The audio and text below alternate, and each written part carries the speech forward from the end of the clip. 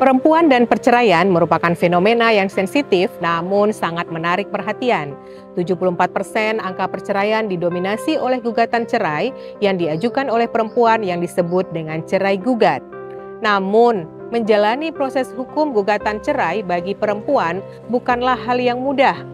Penuh tantangan, rintangan, stigma negatif yang berdampak pada kondisi psikologis perempuan sebagai penggugat dan mempengaruhi kesehatan mental serta kesejahteraan psikologisnya.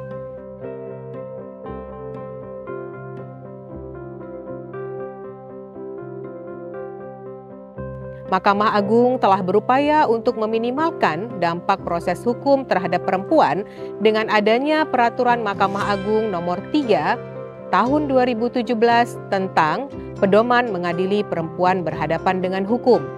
Namun sayangnya implementasinya belum dirasakan secara maksimal. Selain itu, kajian tentang dampak psikologis yang dirasakan oleh perempuan sebagai penggugat dari proses litigasi masih sangatlah terbatas.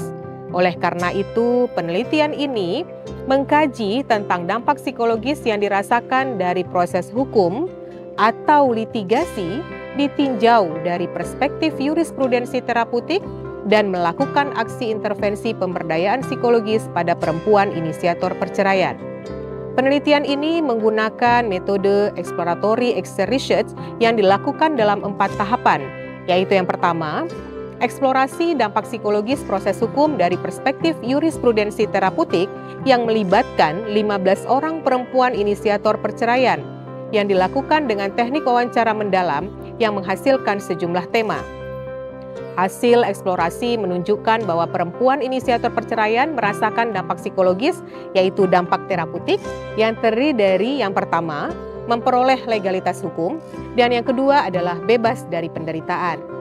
Sementara dampak antiterapeutik yang dirasakan oleh perempuan inisiator perceraian terdiri dari yang pertama, dehumanisasi perempuan sebagai penggugat, yang kedua, reviktimisasi, ketiga, ketidakadilan, keempat, tingginya biaya psikologis litigasi, dan yang kelima adalah tidak adanya jaminan pemenuhan hak.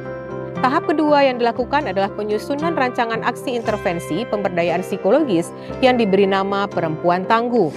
Rancangan aksi intervensi ini menghasilkan sejumlah aktivitas sebagai bentuk pemberdayaan psikologis, yaitu adalah memahami proses litigasi perceraian, mengenali sumber daya menghadapi litigasi, kesiapan mental menghadapi litigasi, menghitung biaya psikologis litigasi, dan yang terakhir adalah keterampilan mengelola emosi.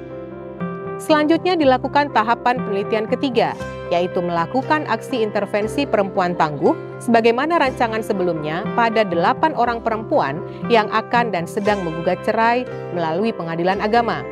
Pada tahap ini, peneliti melibatkan partisipan pada tahap pertama sebagai co-researcher dan memberikan sharing informasi. Pada tahap ini, partisipan merasakan perubahan, yaitu peningkatan pengetahuan dan juga keterampilan untuk dapat meminimalkan dampak antiterapeutik dari proses litigasi. Selain itu, partisipan juga merasakan perubahan sehingga mampu bertindak dan memiliki agensi.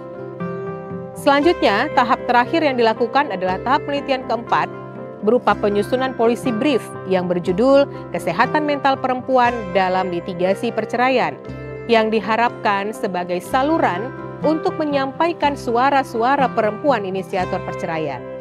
Penelitian ini merumuskan rekomendasi bagi para stakeholder, antara lain pentingnya untuk melakukan evaluasi mekanisme litigasi perceraian.